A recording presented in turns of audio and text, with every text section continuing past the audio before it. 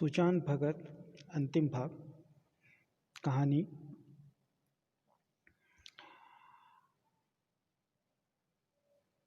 इससे पहले सुजान क्या किया था,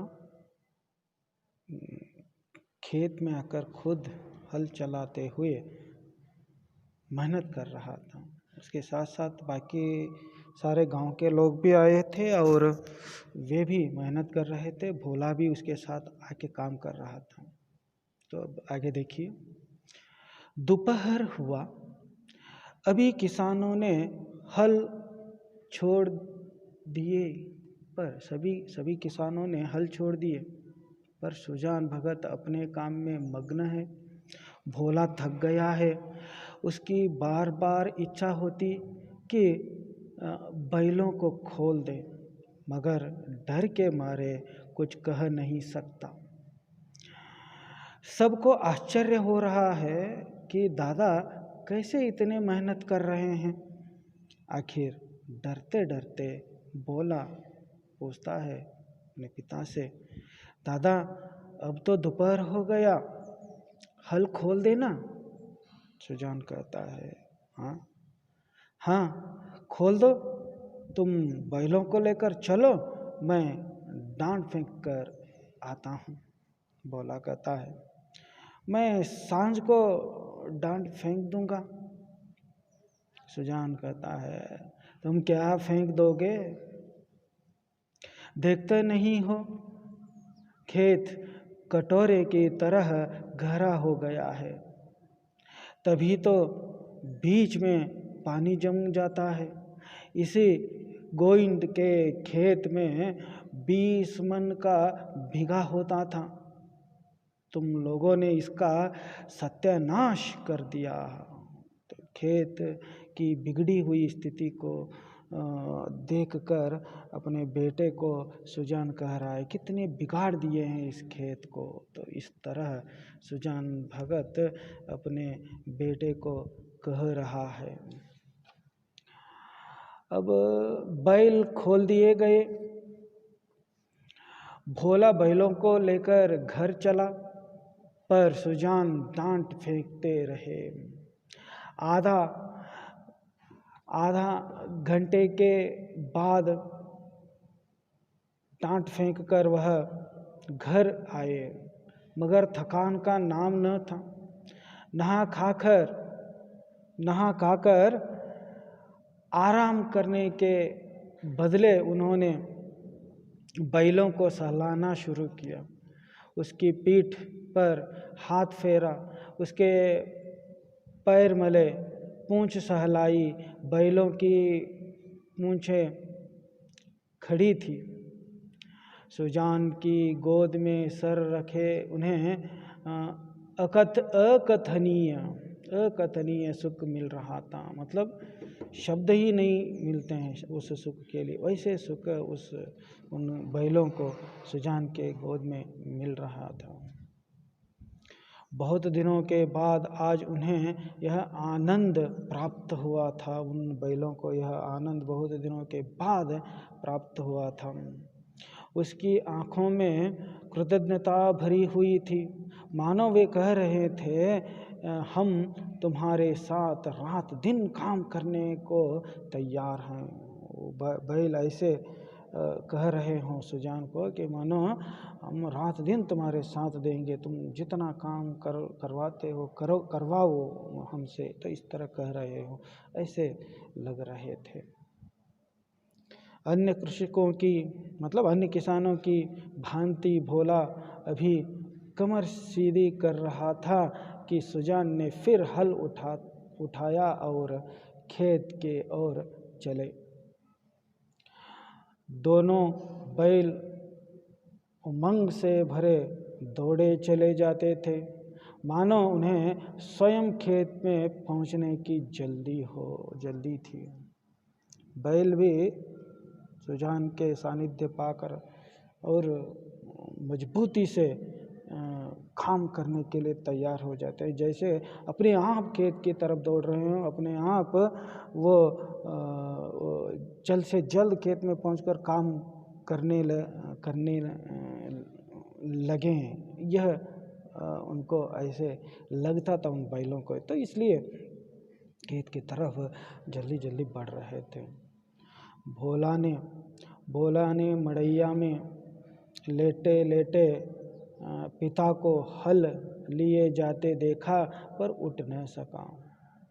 भोला देखा मड़ैया में वो लेटा हुआ था, सोया हुआ था, तो बहुत थक गया था। पिता तो हल लेकर खेत की तरफ बैलों के साथ जा रहा है, देखा लेकिन उठ नहीं पाया, उतना थक गया था वो, और उसकी हिम्मत छूट गई। उसने कभी इतना परिश्रम न किया था। उसे बनी बनाई गृहस्थी मिल गई थी, उसे ज्यों त्यों चला रहा था। इन दामों वहाँ घर का स्वामी बनने का इच्छुक न था। जवान आदमी को 20 धंधे होते हैं, हंसने बोलने के लिए, गाने बजाने के लिए। ये सब एक युवक अभी सांसारिक बंधन न चाहने वाले ऐसे युवक था भोला। तो अभी ये सब करने का उम्र था, अभी संसार के भार सिर पर उठाने का जो मनस्थिति उसकी नहीं थी। ऐसे संदर्भ में वो संसार का भार अपने कंधों पर उठाया था। जवान आदमी को 20 धंधे होते हैं, हंसने बोलने के लिए, गाने बजाने के लिए भी तो उसे कुछ समय चाहिए। पड़ोस के गांव में दंगल हो रहा है, जवान आदमी कैसे अपने को वहां जाने से रोकेगा। किसी गांव में अगर बारात आई है, नाच गाना हो रहा है, तो जवान आदमी क्यों उसके आनंद से वंचित रह सकता है।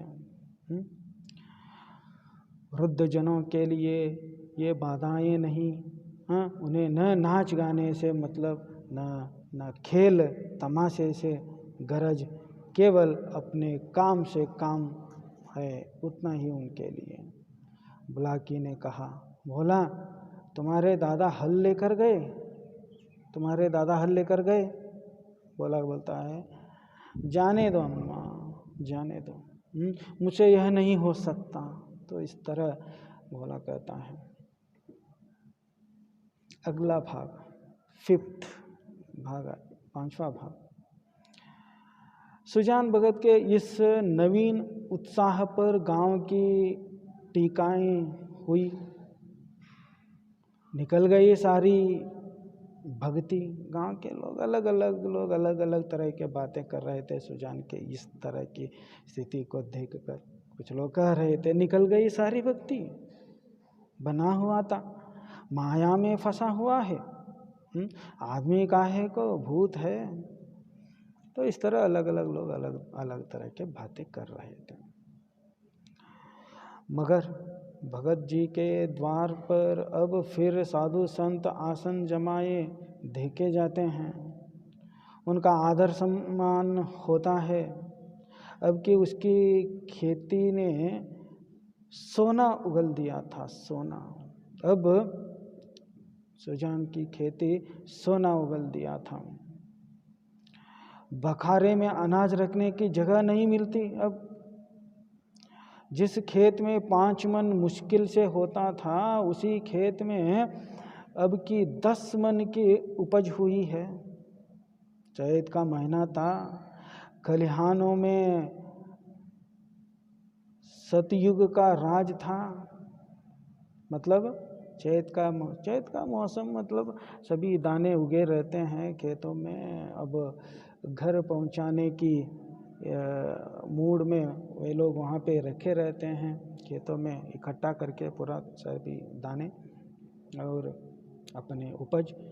तो भीख भिखारियों को या ब्राह्मणों को या नाई जो भी होते हैं, तो उनको दान देते रहते हैं। ये समय होता है चैत का महीना। अनाज अभी घर नहीं पहुंचा रहता, खेत में ही रहता है। ऐसे संदर्भ में दान करने की वो जो अवधि जो होती है वो अनाज। चैत का महीना था, खलिहानों में सतयुग का राज था। जगह जगह अनाज के ढेर लगे हुए थे खेतों में। यही समय है जब कृषकों को भी थोड़ी देर के लिए अपना जीवन सफल मालूम होता है। जब गर्व से उसका हृदय उछलने लगता है, सुजान भगत कोठरे में अनाज भर भर कर देते थे और दोनों लड़के कोठरे लेकर घर में अनाज रख आते थे। कितने ही भाट और भिक्षुक भगत जी को घेरे हुए थे। बहुत सारे भाट, भिक्षुक मतलब भिक्षा लेने वाले, तो सुजान भगत को घेरे हुए थे। उन्होंने वह भिक्षुक उन घेरे हुए भिक्षुकों में वह भिक्षुक भी था जो आज से 8 महीने पहले भगत के द्वार से निराश होकर लौट गया था। 8 महीने पहले वही भिक्षुक वहाँ पे था। सहसा भगत ने उस भिक्षुक से पूछा, क्यों बाबा, आज यहाँ कहाँ चक्कर लगा आए? आज कहाँ चक्कर लगा आए? सुजान भगत है उस भिक्षुक से पूछता है, क्यों बाबा, आज कहाँ चक्कर लगा आए? उस भिक्षुक से जो 8 महीने पहले सुजान भगत के घर के सामने कर भीख मांगने के लिए आया था। और वो सब जो एक घटना हुई थी, वही भिक्षुक पूछता है, सुजान भगत उस भिक्षुक से पूछता है, क्यों बाबा, आज कहाँ चक्कर लगा आए? भिक्षुक कहता है, अभी तो ये कहीं नहीं गया भगत जी, अभी तो कहीं नहीं गया भगत जी, पहले तुम्हारे ही पास आया हूँ। भगत कहता है, अच्छा, तुम्हारे सामने यह ढेर है, यह जो ढेर है तुम्हारे सामने, उसमें से जितना अनाज उठाकर ले जा सको जाओ, जितना तुझसे होता है उतना अनाज लेके जाओ। बता। भिक्षुक ने क्षुब्ध नेत्रों से ढेर को देखकर कहा, उसे तो एक तरह से आश्चर्य हुआ, हाँ ऐसे कैसे, ये क्या वो कह रहे हैं? तो इस तरह वो सोचा, देखा, उस ढेर के तरफ देखा, जितना अपने हाथ से उठाकर दे दोगे उतना ही लूँगा। कहता है, देखता है, नहीं, इस ढेर में से जितना आप अपने हाथ से उठाकर देते हैं उतना लेता हूँ मैं। कहता है, भगत कहता है, नहीं, तुझसे जितना उठ सके उठा लो, तुमसे जितना उठाना होता है उतना उठा लो। भिक्षुक के पास एक चादर थी, एक चादर लेके आया था वो, तो उसने कोई 10 सेर अनाज उसमें भरा और उठाने लगा। ज़्यादा से ज़्यादा उससे जितना होता है उतना उसमें भरा, 10 सेर के करीब उठाने लगा। संकोच के मारे और अधिक भरने का उसे साहस न हुआ, संकोच हुआ, ये ज़्यादा है, काफ़ी है, सोचकर उतना ही उठाया उसने। भगत उसके मन का भाव समझकर आश्वासन देते हुए बोलता है, बस इतना तो एक बच्चा उठा ले जाएगा, इतना उठा रहे हो, एक छोटा सा एक बच्चा उठा ले जाएगा, इतना तो, हाँ, और थोड़ा ज़्यादा ले लो। कहता है। भिक्षुक ने भोला की ओर संदिग्ध नेत्रों से देखकर कहा, मेरे लिए इतना ही बहुत है। वो भिक्षुक कहता, भगत कहता है, नहीं, तुम सकुचाते हो, अभी और भरो, तुम तो संकोच कर रहे हो तुम, हाँ, और ले लो और भर लो। कहता भिक्षुक ने एक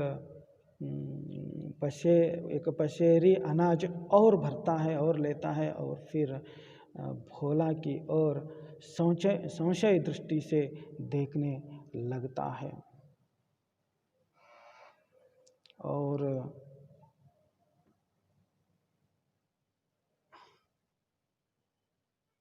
देखने लगता है। भगत कहता है, उसकी ओर क्या देखते हो बाबा जी?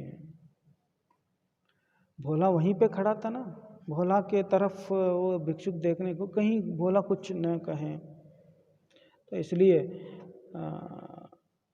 उधर देखने लगता है भोला की तरफ। लेकिन भगत कहता है, उसकी ओर क्या देखते हो बाबा जी? मैं तो कहता हूँ वह करो, मैं जो कहता हूँ वह करो, तुमसे जितना उठाया जा सके उठा लो। तो इस तरह कहता है।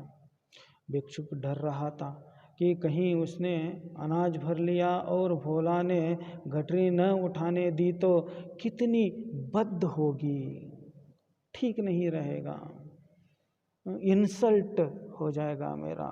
तो इस तरह वो सोचने लगता है भिक्षुक। लेकिन भिक्षुक को हंसने का अवसर मिल जाएगा। सारे बाकी भिक्षुक जो वहाँ पे थे ना, तो वो सब हंसेंगे मेरी ये स्थिति देखकर। तो इस तरह न हो, ऐसे न हो, यह सोचकर भिक्षुक संकुचा रहा था उठाने के लिए, ले जाने के लिए ज़्यादा अनाज। सब यही कहेंगे कि भिक्षुक कितना लोभी है, यही तो ये कहने लगेंगे सब, कितना लोभी है। अगर वो कह रहे हैं तो ये उठाएगा, ये ले जाएगा, तो इस तरह लोग कहेंगे। तो ये कहने का मौका न मिले लोगों को, इस तरह वो सोच रहा था भिक्षुक। उसे और अनाज भरने की हिम्मत न पड़ी और ज़्यादा अनाज लेने की हिम्मत नहीं हुई उस भिक्षुक को। तब सुजान भगत ने चादर ले लिया, खुद ले लिया, चादर लेकर उसमें अनाज भरा और गठरी बांधकर बोले, इसे उठा ले जाओ। बहुत ज़्यादा अनाज उस चादर में भर लिया और बांधा उसको, गठरी बांध कर वो बोलता है, इसे उठा ले जाओ, कहता है। भिक्षुक कहता है, बाबा इतना मुझसे न उठा सकेगा, ये इतना बहुत है, ये बहुत है, इतना मुझसे नहीं उठा सकेगा, नहीं उठाया जाएगा। तो इस तरह कहता है भिक्षुक। सुजान भगत कहता है, अरे इतना भी न उठ सकेगा, बहुत होगा तो मन भर, भला जोर तो लगाओ, देखो उठा सकते हो या नहीं। तो इस तरह सुजान भगत भिक्षुक से कहता है। भिक्षुक ने गठरी को आजमाया, उठाने की कोशिश की, भारी थी, बहुत भारी थी, वो उठा नहीं पा रहा है, वो जगह से हिली भी नहीं। तो उस गठरी को हिलाने की कोशिश की, लेकिन हिला नहीं पाया उसको, उस गठरी को भिक्षुक से। भोला कहता है, भगत जी यह मुझसे न उठ सकेगा, बोलता है वो भिक्षुक, बोलता है वो भिक्षुक कहता है, भगत जी यह मुझसे न उठ सकेगा। भगत कहता है, अच्छा बताओ किस गांव में रहते हो? अच्छा बोलो, तुमसे नहीं उठ पाएगा ना ये, बोलो तुम किस गांव में रहते हो? भिक्षुक कहता है, बड़ी दूर है भगत जी, अमोला का नाम तो सुना होगा, अमोला गांव का नाम, अमोला का नाम तो सुना होगा। तो भगत कहता है, अच्छा आगे आगे चलो मैं पहुंचा दूंगा। कहता है, अमोला, हाँ ठीक है, आगे आगे चलो मैं पहुंचा दूंगा। भगत कहता है। तो यह कहकर भगत ने जोर लगाकर गठरी उठाई और सिर पर रख कर भिक्षुक के पीछे हो लिए। देखने वाले भगत का यह पौरुष देखकर चकित हो गए। उन्हें क्या मालूम था कि भगत पर इस समय कौन सा नशा चढ़ा था। बाकी तो ये सब देखकर हैरान रह गए, लेकिन सुजान भगत के मन में क्या था उन सभी लोगों को क्या पता। कौन सा नशा चढ़ा था उस पर, इसके बारे में किसको पता था।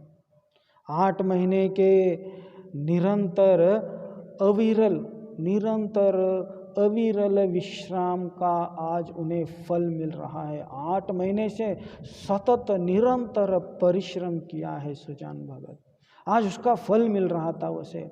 आज उन्होंने अपना खोया हुआ अधिकार फिर पाया था। आज वो जो अधिकार खोया था उसने, वो आज फिर से पाया है। कोई उसे टोकने वाले नहीं है आज उसे। जितना अनाज जिसको दान करना है करो, कोई पूछने वाले नहीं है उससे।